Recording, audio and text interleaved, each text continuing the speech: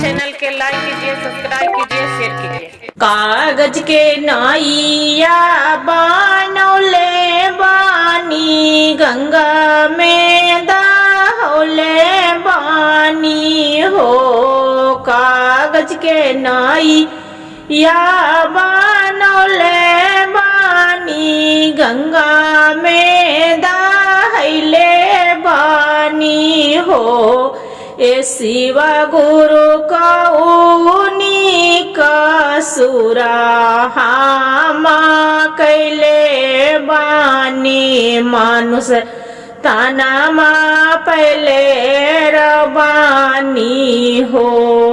ए शिवा गुरु कौनी कसुरा हामा कैले बानी, मानुष तनमा पहले बानी हो।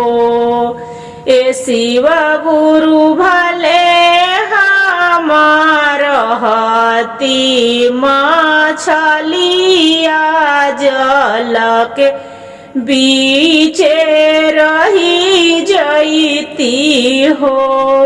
ए शिव गुरु भले हमार ती मछलिया जल के बीचे रही जईती हो। ए शिव गुरु करतनि आसनिया चरण उन कर लपटी जईती हो। ए शिव गुरु करतनि आसनिया चरण बीच लपटी जईती हो। ए शिव कागज के नैया बनौले बानी, गंगा जी में दहैले बानी हो। कागज के नैया बनौले बानी, गंगा जी में दहैले बानी हो। ए शिव गुरु कौनी कसुर हामा कैले बानी, मनुष्य तनमा पहले बानी हो। ए शिव गुरु कौनी कसुरा हामा कैले बानी, मनुष्य तनमा पहले बानी हो। ए शिव गुरु बनी जईती बना के कोयलिया, तो शिव गुरु बघिया जईतने भजन करी सुनवे करती हो। ए शिव गुरु बले बनती बना के कोयलिया, तो शिव गुरु बघिया जईतने गबोली के सुनवे करती हो।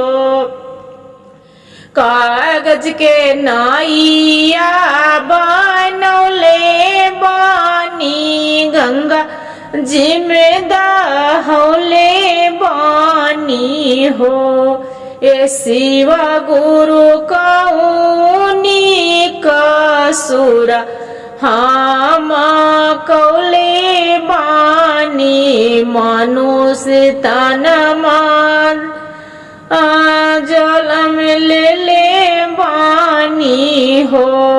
ए शिव गुरु कौनी कसुर हामा कौले बानी, मनुष्य तनमा पहले बानी हो। ए शिव गुरु भले हमा बनती भाऊरावा तो शिष्या फूल तोड़े जाई तन तो गुरु में लपटवे करती हो। ए शिव गुरु शिष्य ने जाई तन फूला तोड़ जाई ताना शिव गुरु लपटवे करती हो। कागज के नाइया बनौले बानी गंगा जी में दहले बानी हो। ए शिव गुरु कऊनी कसुरा हम कैले बानी गंगा मनुष्य तनमा पहले बानी हो। ए शिव गुरु भले बनते हमाहू नागिनी आसगु शिव गुरु लगल लपटवे करती हो। ए शिव गुरु भले हम बनाती नागिनी गुरु के गल लपटवे करती हो। हर हर महादेव, घर घर महादेव। गुरु भाई गुरु बहन, जो भजन अच्छा लगे तो वीडियो को लाइक और सब्सक्राइब और शेयर जरूर करिएगा। और हर हर महादेव कमेंट में जरूर लिखिएगा।